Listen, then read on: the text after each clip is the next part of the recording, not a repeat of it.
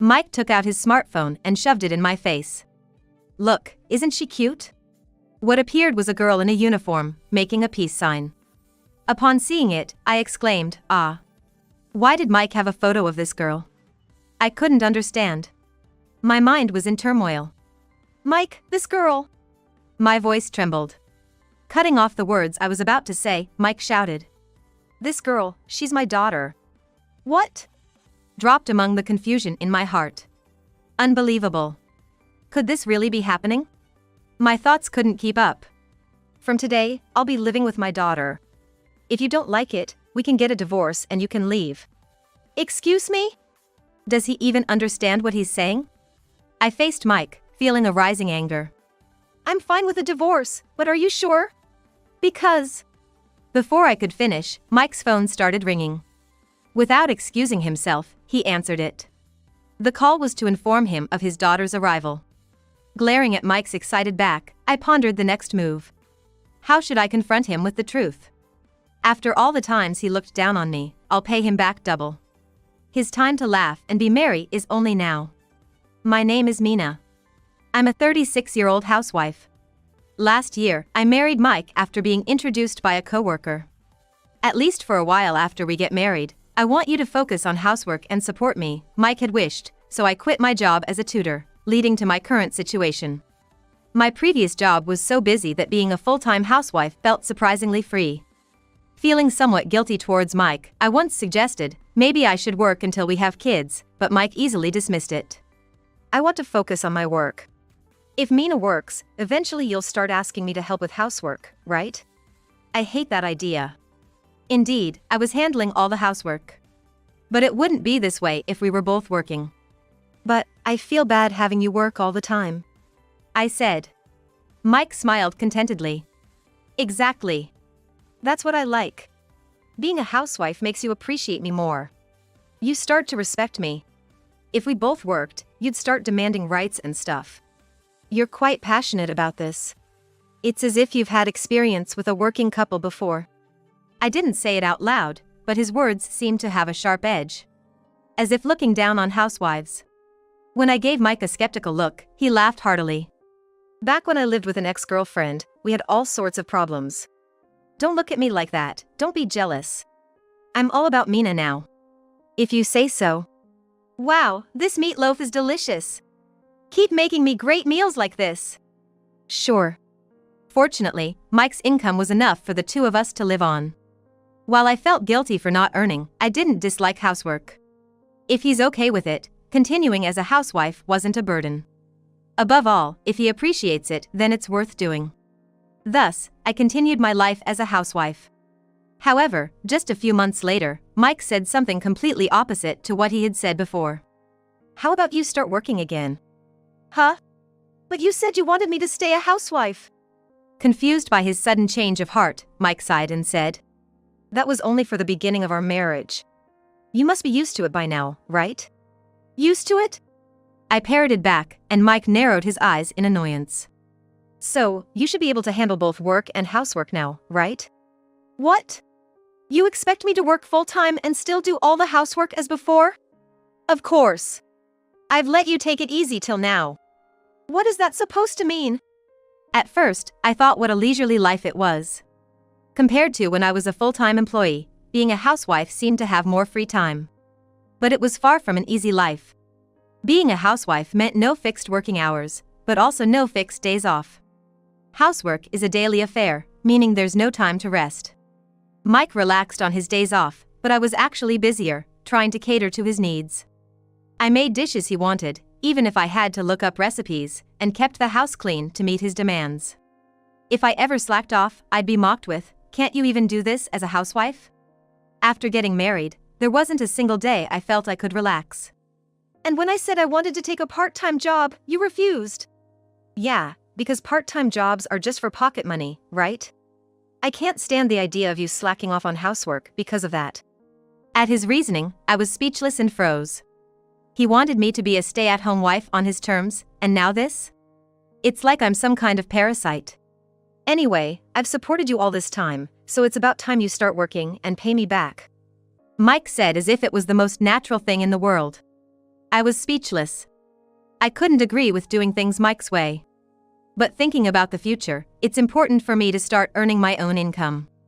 Who knows when he'll start saying we should split the living expenses.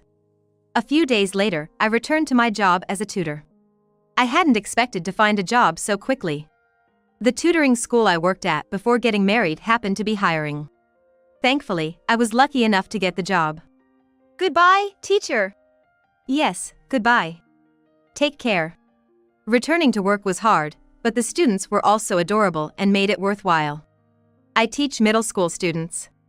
Of course, some were there reluctantly, just because their parents said so. Those kids are the hardest to teach because they lack motivation. I've told you, no smartphones during class, Julie. I was dealing with the student known as the biggest troublemaker in the tutoring school. Julie Brown. When she enrolled, her mother had high hopes. But the girl herself was either sleeping or on her phone every time. And she didn't seem the least bit remorseful no matter how many times she was warned. You've come all this way, let's work hard together, okay? The girl with bright brown hair glanced at me and snorted disdainfully. Maybe it's your teaching that's the problem? You should make the lessons more interesting if you want us to care. You have a point. But for that to happen, I need your cooperation. What? I'm paying, so I'm the customer here, right? And you're telling the customer what to do. Despite being more than 20 years younger, she was defiant. Honestly, it was frustrating, but the fact that she could come up with a comeback so quickly showed she was smart. If only she applied herself, she could improve her grades. But it's hard when the person herself has no motivation at all. She seemed to enjoy making things difficult, always smirking confidently. Eventually, she stood up, grabbing her things. Is the lecture over? I mean, I'm here, isn't that enough? The problem is your teaching. See ya. I wish I could just leave her be. But then I'd get complaints from her mother. This is tough. With my head in my hands, I headed home. The first thing I saw upon returning was Mike on the couch, messing with his smartphone. I'm home. When I spoke, Mike kept his eyes on his phone and let out a dissatisfied grunt. You're late. I'm starving here. Dinner's not ready? It's in the fridge, just heat it up like I always tell you. Why do I have to prepare my own meal when I'm tired from work? What's the point of getting married if I don't understand? Since returning to work, we've had this conversation countless times. Usually, I get home first, but once or twice a week, Mike gets home before me. He says he can't cook, so I suggested he could buy some ready-made meals if he couldn't wait, but he refused. You just want to take it easy, don't you? And you call yourself a wife.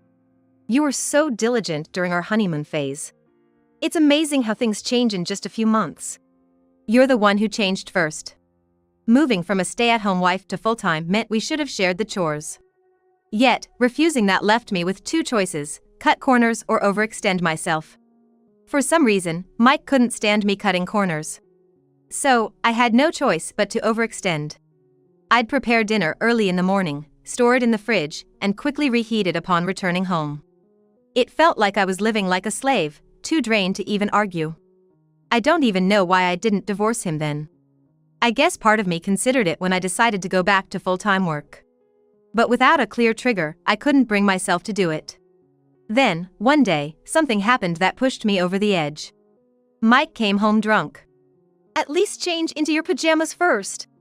Huh? You're so picky. That's why you're not good enough for me. What? He collapsed onto the bed in his suit, snoring away with his smartphone in hand.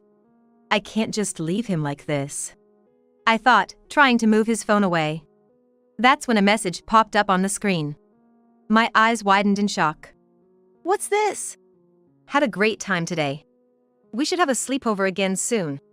The message was from someone named Cindy, likely a woman.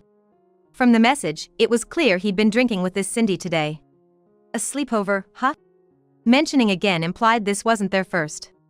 It was too soon to jump to conclusions, but it was enough to suspect infidelity. If Mike was cheating, I couldn't let it slide. I'd divorce him. Unfortunately, his phone was locked, so I couldn't gather more evidence right then. The next day, I immediately hired a private investigator. It was expensive and they warned me they might not find anything. But within days, they presented clear evidence. Mike had been leaving his Wednesday night. drinking sessions with coworkers early to meet a woman. And they'd go to a hotel together. After all the times he treated me like a slave, to think he was also cheating. The moment I realized Mike had betrayed me, I was filled with rage more than shock or sadness. I can't forgive this. I was determined not to let him get away with it. I wanted to confront him with the divorce papers immediately, but I waited until I had all my ducks in a row. After gathering enough evidence for divorce, I just needed to find the right moment. Meanwhile, I kept up with the minimal housework, biding my time. "You seem to be in a good mood lately, Mina," Mike commented one morning when we both had the day off. After breakfast, as I was doing the dishes, he lounged on the sofa and spoke up. "Do you think so?" I replied non-committally, and he nodded. "Yeah, you haven't been nagging about ready meals or bossing me around. Good for you." He seemed to think he was praising me. Looking for my reaction. Did he really think I'd be pleased? I felt no pride in being praised like this. Was he referring to when I asked him to take care of himself as bossing him around? Cheating on me and then acting so condescending? Or maybe I'm at fault for being looked down upon like this. A sense of unease spread through me. Mike, grinning, stood next to me as I was doing the dishes. "If you can handle this much, Mina, then you'll be fine." "Fine with what?" "Be happy. Our family is getting bigger." "What?" I stopped washing the dishes and tilted my head, confused. I had no idea what he was talking about. Mike, a man, couldn't possibly be pregnant, could he? He took out his smartphone and thrust it in my face. "Look, isn't she cute?" What appeared was a girl in a uniform, making a peace sign. I exclaimed in surprise upon seeing it. Why did Mike have a photo of this girl? I couldn't understand. My mind was in turmoil. "Mike, this girl." My voice trembled. Interrupting what I was about to say, Mike shouted. "This girl, she's my daughter." "What?" It felt like a bomb had been dropped in the midst of my confusion. I almost screamed out loud and covered my mouth with my hand in shock. Unbelievable. Could this really be happening? My thoughts couldn't keep up. A few seconds later, I managed to squeeze out some words and softly asked Mike. "This girl is your daughter? But you said you've never been married." Before we got married, we had thoroughly checked each other's family backgrounds. Mike had no record of a previous marriage. Mike smiled proudly in response to my agitation. "I lived with her mother but never married. Kind of like a secret child, huh? Like a celebrity, right?" Despite it being nothing to brag about, Mike told me with an air of superiority. He continued with another unbelievable statement. "She's moving in with us starting today. If you don't like it, we can get a divorce and you can leave." "What?" I was flabbergasted and frowned. Does he even understand what he's saying? Suddenly revealing a secret child and declaring she would move in, leaving me no choice in the matter. This was beyond a joke. He was completely underestimating me. The most infuriating part was that Mike thought threatening divorce would make me back down. I faced Mike, feeling a rising anger. "I'm fine with a divorce, but are you sure?" "Because..." Before I could finish, Mike's phone started ringing. Without excusing himself, he answered it. I watched him, glaring. "It's my daughter calling. She just arrived." "What did you say?" "Don't look so scared. Come on, let's go and welcome her at the door." I reluctantly followed an excited Mike to the door. "Julie!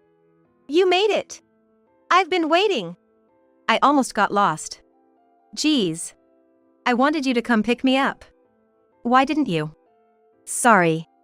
I was just introducing you to my wife, Mina." "Look, this is my wife, Mina." Mike tapped me on the shoulder, tilting his body to push me forward. I made eye contact with the girl he was talking to. She was exactly the girl I saw on the phone. Her face, initially wearing an unpleasant smile, suddenly widened in recognition and exclaimed, "Oh." Julie pointed at me, trembling. "You're the tutor." Yes, the daughter Mike brought home was Julie Brown, a student from the tutoring center where I work. Mike, sensing something was off from our reaction, looked back and forth between Julie and me, asking, "What's going on?" "Well, this person..." Julie glanced at me nervously before running over to Mike. I smiled as broadly as I could and interrupted Julie. "What a surprise! To think that Julie was your daughter, Mike." Mike, surprised at my use of Julie's name, gaped. Mina, you know Julie? Know her? Julie is a student at the tutoring center where I work, right, Julie? Julie shifted her gaze to the ground and muttered, yeah. What a coincidence. This must be fate. Mike laughed, oblivious to everything. We then moved to the living room for a long, important discussion that couldn't be settled in the hallway.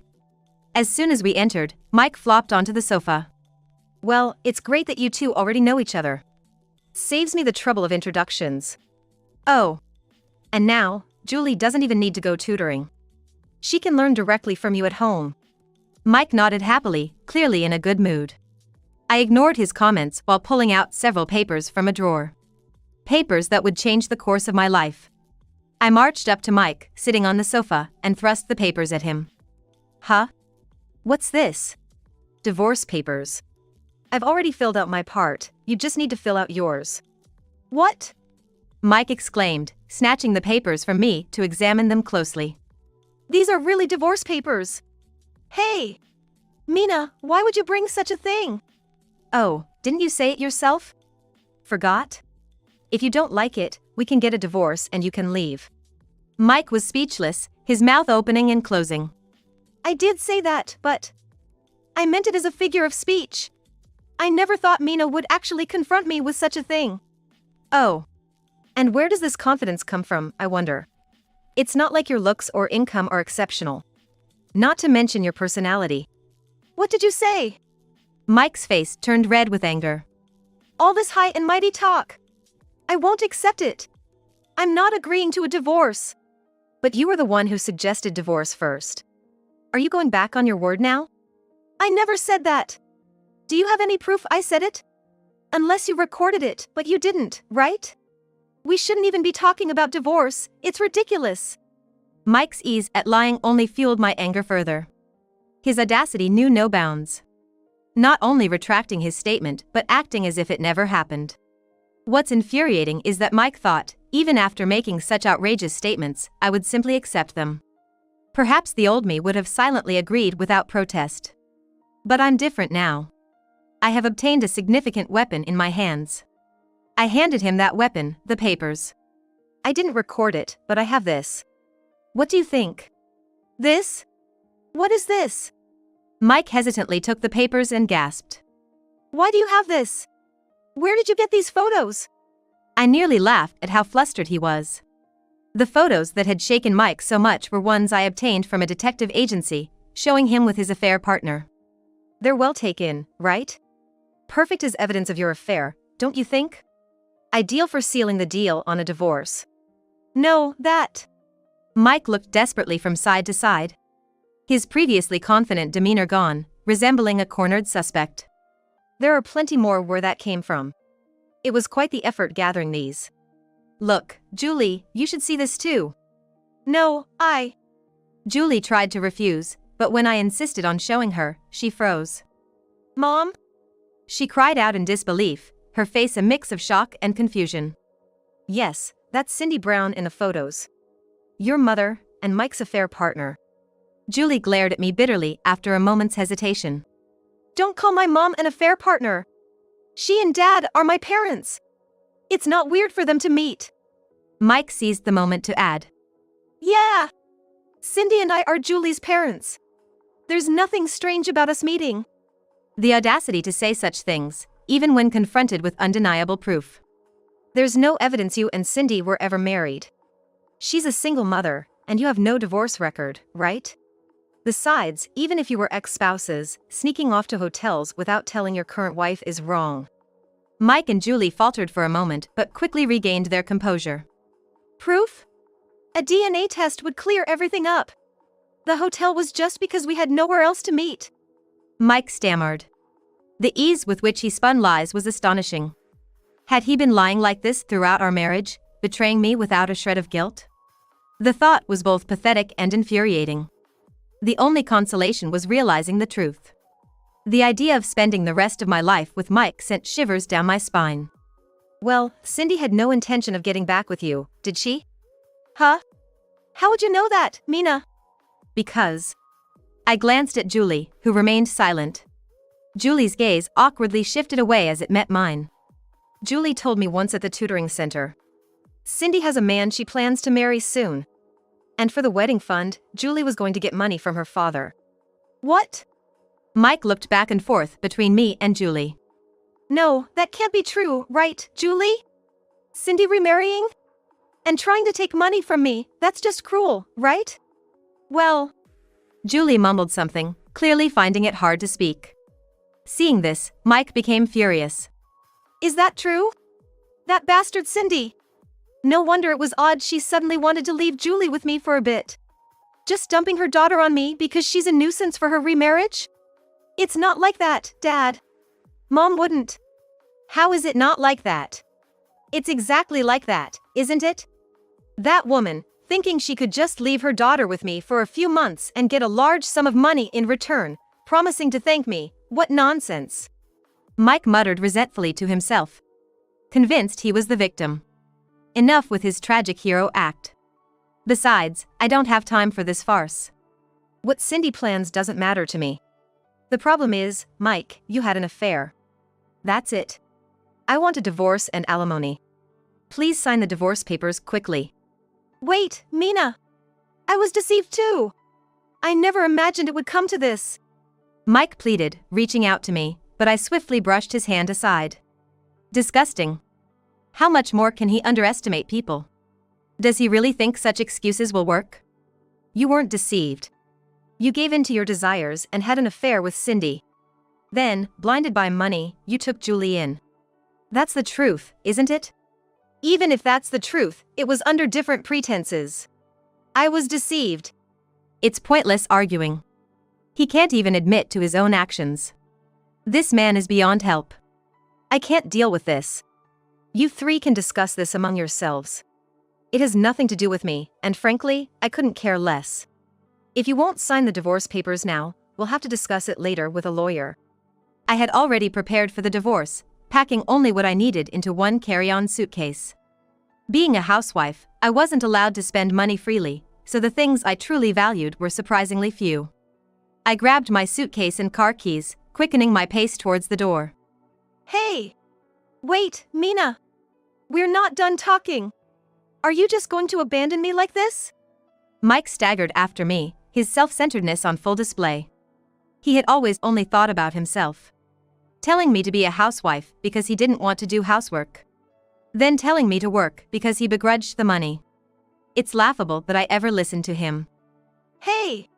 Mina! Just listen to me a little longer. I still have things to say. I've said all I need to. I have so much resentment towards you that I couldn't possibly express it all in the time we have, so I'll condense it all and consult a lawyer. But what about the housework if you're gone? Julie is here starting today, and I've already bought a car expecting your salary. Where's the money going to come from? His disappointment is astounding, even now. You can do the housework yourself. Work it out with Julie. And don't rely on others for money. It's your responsibility for buying a car without consulting me. Don't dump it all on me. But I had never been able to firmly retaliate against Mike like this before. But once I did, it was easy. Seeing a grown man tear up and slump was both pitiful and comical. Julie peered out from behind Mike, tentatively. Mina, please, think it over calmly. You're just upset now. You'll regret it later. Julie's forced smile was new to me. She must have realized her situation was dire. Her mother was caught up in a new romance and couldn't be relied on. Her father was incapable of housework and burdened with car loans and upcoming other payments. It makes sense she'd try to convince me to stay. It's the first time you've called me. You never even looked up from your phone during classes, much less made eye contact. Julie, things might be tough from here on, but hang in there. If it's about your studies, you can always talk to me at the tutoring center. Oh, but maybe you won't need that anymore. You never seem to have the motivation, and tutoring fees can be quite expensive. Mike might not even be able to afford tutoring fees anymore. Julie's face was filled with despair. Wait! Please! Well, take care then, I said, shaking off the pleading voice and getting into my car. After that, Mike and I got divorced. Mike begged for reconciliation, claiming he would change, that he would be reborn. But how could I possibly believe that now? If you keep this up, I'll take the evidence of your affair and storm into your workplace. Despite appearances, Mike was very concerned about what others thought. Being known as a cheater who drove his wife away was the last thing he wanted. As expected, Mike accepted the affair. Life after the divorce seemed to be quite hard for him. Julie apparently couldn't do any household chores either, resulting in meals made entirely of pre-packaged foods. They pushed cleaning and laundry onto each other, turning their home into a mess. The sink was overflowing with dishes, and the garbage disposal was clogged. I'll pay, so could you help out? He begged, but who would willingly go back to that? Why don't you use that money to hire a professional? I suggested it kindly. Sure enough, Julie quit the tutoring center. It's a pity if she had been serious about her studies, but with her attitude, it was a waste of money anyway. I continue to work as a tutoring teacher. I have honest students and those with a bit of trouble. Yet, none are as problematic as Julie, making my job much less stressful lately. What I've learned is that when children have issues, often their parents do too. As a seasoned teacher who deals with both students and their parents, this has been a valuable lesson. If I ever remarry and become someone's parent, I hope to help my child become a respectable adult. At least, I vow not to end up like that family.